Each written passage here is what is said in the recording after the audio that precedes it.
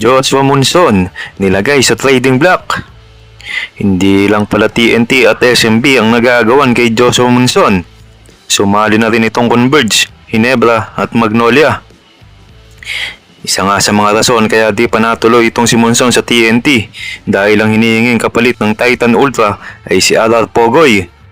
Pero ang TNT ay ayaw ibigay si Pogoy dahil may bagong offer ito na 3 years contract. Ino-offer nga nila ay si Ray ng Batak at itong si Glenn Cobontin kaya ayaw tanggapin ng Titan Ultra.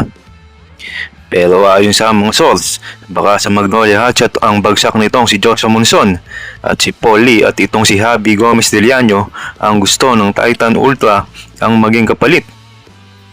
Gusto nga ni Joshua Monson na manatili sa Titan Ultra pero kung hindi sila magkasundo sa bagong kontrata na hinihingi ni Monson na napapaulat na 900,000 buwan-buwan, mas gusto niyang matrade na lang.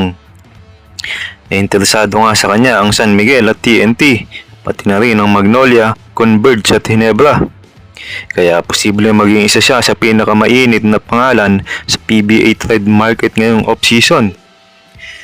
Ayon nga sa mga ulat ay willing at open ang Titan management kahit sinong kupunan ang i-trade kay Joshua Monson.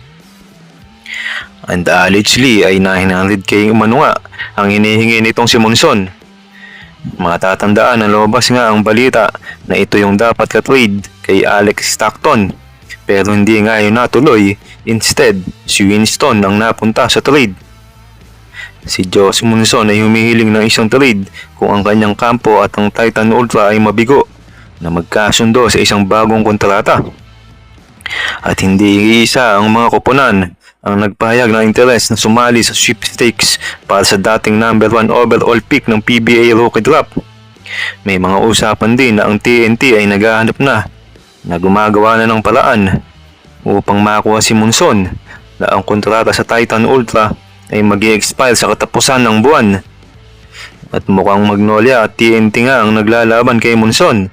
Pwera na lang kung gagawa ng paraan ng Converge at Ginebra upang masulit ito at mapunta sa kanilang kupunan. Kamusta mga idol? Sports Zone PH para sa sports news and update. Kung bago ka pa lamang dito sa channel ko, pindutin mo na ang subscribe button at notification bell para lagi kang update sa mga sports news.